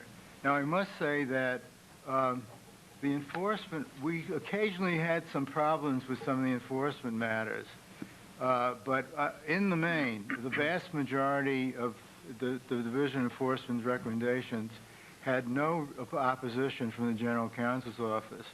The only thing that sometimes bothered me was if there was having come from the Division of Investment Management, it sometimes bothered me that if there was something egregious, but also an Investment Company Act violation, the tendency was, oh, let's not confuse people. That's too hard. It's too technical. Why don't we just drop that? And very often that was done, and probably was a good idea at the time. Stanley, I did not participate in that because at the time that Harvey was the general counsel, I was working for you. But I would like to say something apropos of some of my observations briefly at the time I came to the commission, because you hired me specifically to be in the trial unit. And the impression that I got at that time was that you were going to beef this thing up because you were going to do a lot of trial work, and that you were going to go after people who might think that the commission was a toothless tiger that did a lot of talking, but when it came to having the chips on the table, they were gone. And so you were going to create this trial unit, and I'm happy to say, I'm happy to be a part of it, frankly, and I think that in terms of contributions to whatever you had, whatever the programs were, the trial unit was a necessary adjunct to it, because without the trial unit, you would not have been able to implement many of the programs. Ben, I think that's the perspective that I. Well, the one part that I would add to that, amended, is that we were facing when we started to bring our programs, and as Wally said and Dave said, hit the big people. Then they of course brought in the big lawyers. They brought in the Edward Bennett Williams, the Milk Goulds, and we were there trying cases with people maybe a year or two out of law school, and we were getting our clock cleaned in the courthouse, and so therefore, Irv and I discussed this, and I said we got to have a trial unit, and Irv's going to finish this, and he's going to tell you about. And I said, let me try and do it, Irv, and Irv said you're going to have a revolution, and we did have a revolution, because he thought that that would hurt the people that were there and their spirit, and we did. We had a very tough time, but I think we overcame it and it worked out pretty well. Do you remember those days? Or? I always thought it was very important to remember that when Edward Bennett Williams came in, he had owned the Redskins at the time. Oh Jesus, he's going to tell these things. Stanley would often begin the meeting and maybe take up about 98% of the meeting by telling him who should play quarterback. That's funny, Wally, because... I remember Stanley often saying that maybe there should be an improvement at guard. I mean, Ed Williams got a lot of advice from Stanley about football. Listen, when I had the Gulf and Western case with Ed Williams, he, by that time, owned the Orioles. Yeah. And I gave him a lot of good trades, none of which he did. And of course, they won the pennant and the World Series without my help. But those were the kind of lawyers we were running up against. I don't guys that owned baseball teams. Yeah, I don't think this panel should be over and talking about trials without talking about Bob LaPrade. Oh, Jesus. He was the trial unit. Beginning and end of the trial unit. Stanley may have forgotten this, but I started in the Washington regional office, and then I thought I would transfer to headquarters. So Stanley said, "Come on over. I'm starting a trial unit, and Bob LaPrade and you.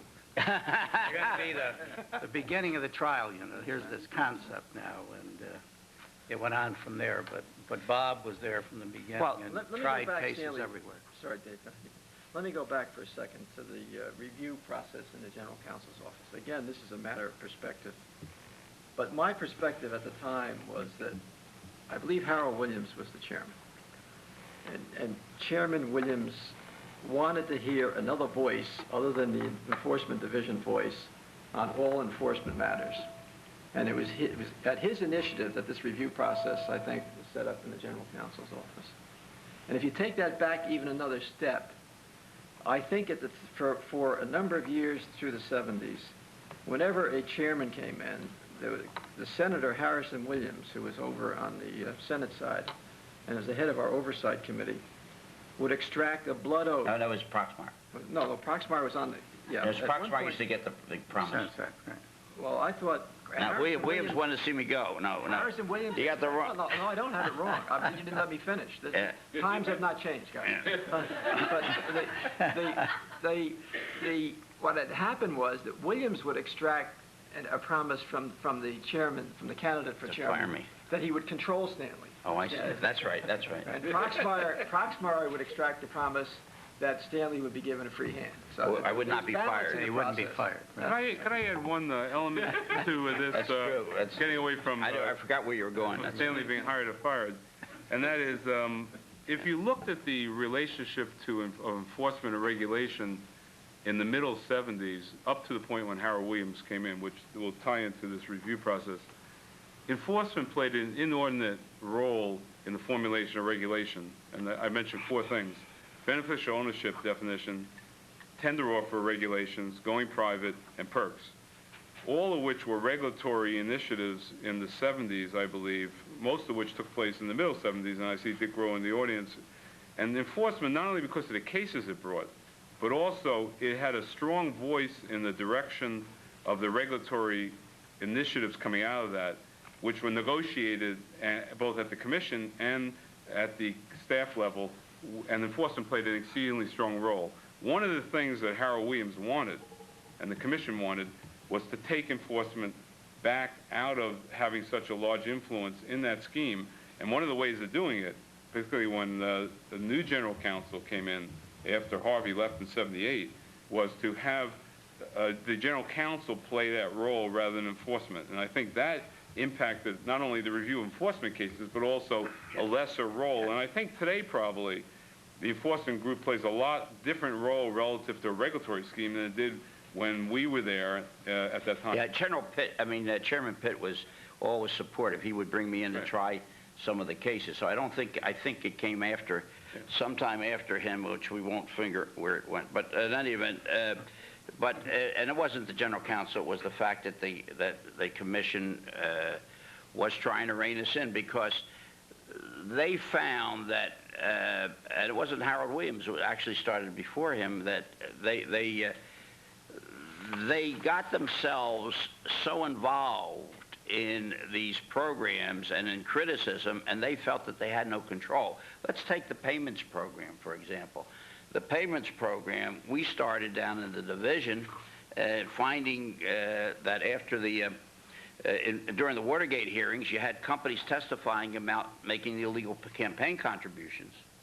And as we usually did, I would call in, I called in Bob Ryan, and I said, Bob, go over to Gulf Oil and find out how they made that illegal campaign contribution. Of course, he came back and told me that they had the secret slush fund of $10 million, and they were making all kinds of contributions. And of course, we started to bring cases. Well, the commission didn't know where we were going. And as long as they did, and you didn't know where we were going, but we were going, and we would. The commission didn't want to go there. Yeah, and they didn't want us to go there. So we went on and on and on until, and you know, you talk about today's atmosphere with corruption. Well, we had corruption that was beyond belief. There were 650 companies were making these illicit contributions, and there were not only campaign contributions, but they were bribes being paid in overseas matters. And then when the people say, well, that's overseas, you know, you don't have to worry about it. We found that they were bribing milk producers here in the United States. We found all kinds of perks. You talk about perks now. But we got a little too far when they started, when someone brought a case against Playboy Hefner because he was expensing the towels of his mansion. I thought even we were going a little too far, that they had to disclose what he was doing in the confines of his bedroom and why he needed so many towels. But Who investigated that? Oh, well, but the point was that one day Alan Levinson and I were down we were down in Texas, and we got a call that we had to come home right away. It was Ray Garrett was the chairman then, and Ray said, look, Stan and Alan, I'm glad Alan took some of the blame. Why, I don't know, because he's just a good guy. But the chairman said, you two guys, and I guess Irv was involved too, he said, you guys go out and fix this problem. I don't want to see, too many more cases. And that showed the creativity, and that's how you got the volunteer program, which seems to have been dusted off now and is now being used a little bit but not now. It can't be used now because of the atmosphere. There's no volunteers anymore. It's called cooperation. You get shot at now if you volunteer. But that started the volunteer program where Alan had Alan and I sat down, and to Alan's great credit, we came up with this program, and it worked. And so we got. What did we bring? We got about 650 volunteers that came in under that program. Well, the importance of all the things you're discussing show how important it was for enforcement to really be the moving force, because despite the Commission's reluctance to go for legislation, your intimate relationship with Senator Proxmire resulted in the Foreign Corrupt Payments Act. That's right. And so you see that, I mentioned in the earlier panel, you see it again today in the Sarbanes legislation. The enforcement, or the lack of enforcement, is an impetus toward getting policy moving in the proper direction. I'd like to get back to what you mentioned, though, Ted, on the pendulum swinging as it did, so that the courts did not support the agency, and you're absolutely right, in the manner that it had before. What I'm wondering about, was it because you think of the punitive actions alone, or was it just a change in the composition in the Supreme Court and in the lower courts that caused a more conservative attitude with respect to enforcement and regulation, because you had, as I look back on it, a movement toward deregulation, the same thing that happened in the late 80s and 90s, and then followed up with the scandals and corruption that we've had recently. So it may have been a combination of the both of them. But Irving, I think it was more of a very conservative court getting in. Well, that's why I was...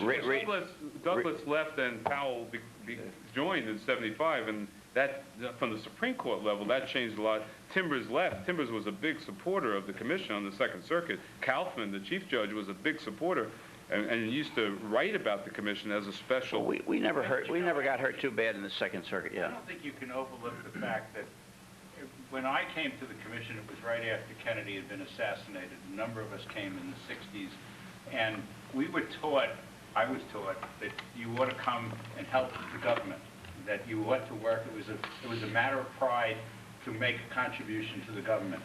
Over the period of time that Ted's talking about, the attitude towards the government, it doesn't matter whether you talk about Republicans or Democrats, civil servants were the bashing boys, that it was no longer, they were lazy, they were corrupt, there was fraud, there was this, there was that. There was never anything here like that, but in fact, that was the tone. And I think part of that started to influence the way in which the commission was received in the courts, and I think also it was a change.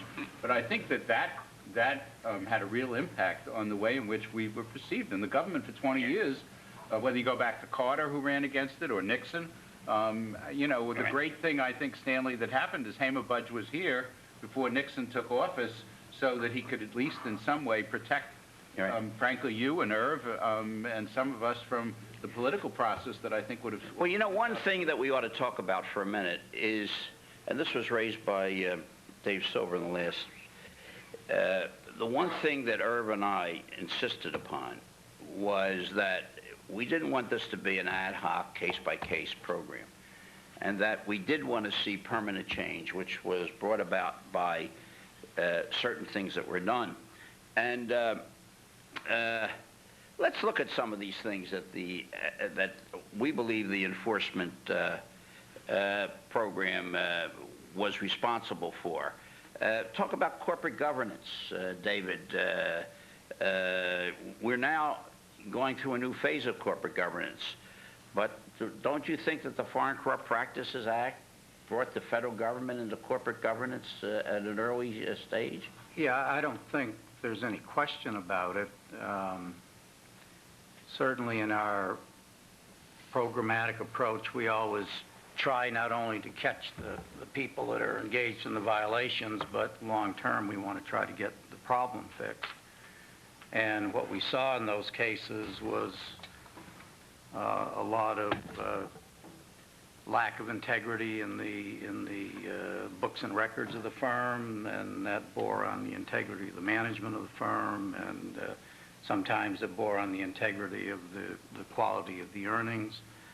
And so with the background we put together in the cases, we were able to get the Foreign Corrupt Practices Act passed that really did get you right into the corporate governance area. And there were mandates to maintain internal procedures and controls and the like. Irving and Ted, takeover legislation.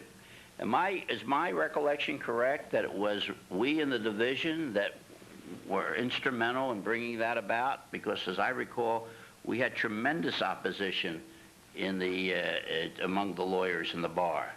Do you have any recollection on that, Ted?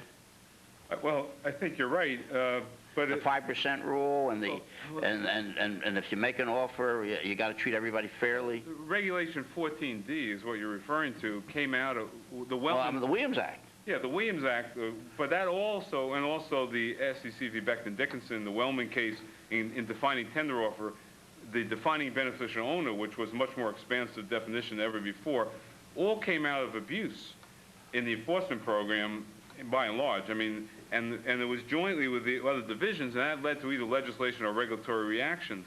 So I think there was a great role, and enforcement was used as a laboratory to identify problems, which the regulatory scheme was then used to fix. And that's the way I remember the system. And we used to use that, the approach. Going private is another perfect example. I mean, while Al gave that speech, I think it was in '74, nonetheless, we had all these problems with going private cases, and that led to the growing private regulatory scheme on, well, I think it was 13E3 or whatever it is, I don't remember now. So I think you had all that. But the interesting thing on governance is that the commission itself was schizophrenic. Right. In 1978, the commission, as I recall, proposed that you had to have internal controls discussed in your annual reports, and there were 900 letters received in opposition, and it was dropped, if you recall that. And also, there were speeches about what we give today as given. There were speeches by commissioners saying we shouldn't disclose the difference between independent and non-independent directors because it put a negative connotation on non-independent directors. So I think it wasn't a picture where we had a unanimous support at the commission for governance change. It was, so we used cases, and I think, the public persuasion to get it done. That's my recollection. Irv, what is your recollection on that? Well, I think it's right. It reaffirms what the first panel and this panel have been saying, that when you go up against the establishment and you try to change basic operations that have been going on purportedly among your reputable industry, as people will assert, it's very difficult to do that. So how do you counteract that? You counteract that by taking investigations and showing that the practices are not as honorable as they are prescribed. And I think that you again see that in its most aggressive form in the recent period that we've had. Once the disclosures and the enforcement show tremendous corruption in terms of your so-called reputable industry, even if it is only a small part of it, creates an atmosphere out there that is terribly detrimental to the confidence that people put in the marketplace. Remember, for many years, our enforcement, regulatory, and disclosure problem was considered the best in the world. People all over the world were envying it. Nobody could attack our rules on financial statements because purportedly the rest of the world did not have as good a oversight on accounting things. And just in a few years, with a few scandals that were notorious in their extent and in the corruption in the CEOs and in the auditing and in the professionals and the investment analysts and in the regulatory schemes that were there. For example, the NASD's failure to control the over-the-counter market. All of those things resulted in what never would have happened before. And now, probably legislation that has swung the pendulum the whole way. Now, back to something that you said. There was a reluctance to do things because everybody said you're interfering with states' rights, you're interfering with the state settling of the ethical standards or the regulatory standards for directors. And you'll see now, if you read the results of the Enron thing particularly, where the vice chancellor in Delaware writes an article, a very, very comprehensive and excellent analysis, saying, do the states now have to re-examine the respect that they gave to so-called independent directors? Now, that's a revolutionary statement, and he goes through there and shows you in example after example how just saying that you rely on independent directors may have been a very, very misapplication because people are not that independent, as events have shown. Yeah, Ted, I want to give you a question, then you can ask it. Let me point out, one of the things we did was not only did we assist the commission, but we created certain nomenclature. Greenmail, Ted, I always thought that came about during a meeting either Wally and you and I or Ed Hurley had, and then we came up with the name Greenmail. Is that your recollection? No. Yes, it is my recollection, because how can I disagree with you? But I don't remember who was there. Yeah, that's in the dictionary. Now, Wally, you remember that at all? No? Well, I think we did. The one thing I want to just, it did happen that way, but the one thing I want to say about Irv, in the Foreign Corrupt Practices Act before, the commission drove legislation. Here, in the Sarbanes-Oxley, I don't think the commission drove that. I think Congress drove it and forced the commission to adopt a lot. I think that's correct. And I think that's a big difference where the determination of legislation when we were doing this was really coming from the staff of the commission, actually, or the commission. Now, it's being foisted upon the SEC more, and if you see these timetables, within 6 months they got to adopt this, 4 months this. Whether they liked it or not, I can't tell, but I didn't think they controlled the destiny of the agency, quite frankly, in that regulatory battle. Well, Ted, They did not. But on Corrupt Practices Act, it was the Congress coming to us. The commission didn't want to do anything on that. Oh, no, the staff did. What? Oh, the staff wanted to do something. And the staff. Of course, we wrote it. It was Sandy Burton that did the controls and the internal controls, and I did the books and records. But the commission was against that. They said we didn't need it, and we did need it. But let's go on a little bit. One point before you go on, Stanley. On this corporate governance issue, there's no question that we were involved in the payments program. We were interested in corporate governance. If you remember, the key word we used over and over again was stewardship. We went to the commission on each and every case and said the issue here is the stewardship of the officers and directors for the use of the assets of the shareholders. And we came at that over and over and over again. And it was our goal to try to do something about corporate governance. Now, we had to use the tools that were available to us, which would be the disclosure mechanism, because obviously the SEC did not regulate the activities of officers and directors as would the states. So, but the direction throughout that program was corporate governance. We were definitely aimed at trying to see to it that the persons who were charged with stewardship for the assets of the company disclosed how they were using those assets. We were more focused on that than we were on the so-called corruption, if you will. The fact that the prince of someplace got a payment, or the premier of Japan was involved in something, was only part of our focus. Our key focus was how was the money being managed by, on behalf of the shareholders by the officers and directors. So it was definitely a corporate governance direction, and it definitely came from the Division of Enforcement. Yeah. Let me ask you on insider trading, Ted, and I see Paul Gonson is in the room. Misappropriation theory. How did that come about? Was that mostly general counsel? Was that, how did that come about? Paul, do you remember? Well, Ted will remember as well too. It was that. You want to come up and just get on the microphone here? You're gonna have trouble. You're a guest speaker. You have to use this over here. Because I think that's one of the most important. That was one of the most important legal accomplishments that we've ever had in the insider trading, wasn't it, Irv? The misappropriation. I'm just now paraphrasing Ted Levine, who's here, of course, to speak for himself. But I think it was the combination back in the late '60s and the '70s of the rise in takeovers and also the rise in options. So you were having situations where one company's going to take over another company. And by the use of options, you could leverage enormously. So put down a little bit of money, you could really make a huge bundle if you had inside information on a takeover. And the theory that was in existence then, which was officers and directors owed a duty to their own shareholders not to disadvantage them, didn't apply when you were now talking about securities not of your own company, but securities of another company, the company about to be taken over. So there developed another theory, which was a theory, first it was called, you may recall some of us use the phrase market access or market information, so it's distinguished from inside information. The Supreme Court rejected that distinction, said no, there's just one theory. But eventually the theory developed that if you were defrauding the source of the information, as distinguished from people in the market, that also is a violation. That's how the well, was that? Well, how did that come about? Was it your creation, the general counsel, or did it? I guess what you're saying, it came out of one of our cases that we developed, but you had to go and defend it in the Court of Appeals, and we had to come up with. Does anybody know where the first wording of the misappropriation theory. Well, it came out of Chiarella. Yeah. It came out of Chiarella. Yeah. After the Supreme Court decision in Chiarella, the program was a great loss, and we did two things. We adopted 14E3, a rule to deal with tender offers, insider trading tender offers, and we started developing, looking for an alternative theory. The exact case, I don't remember, but there were a series of cases in that time period where we had to come up with alternative theories.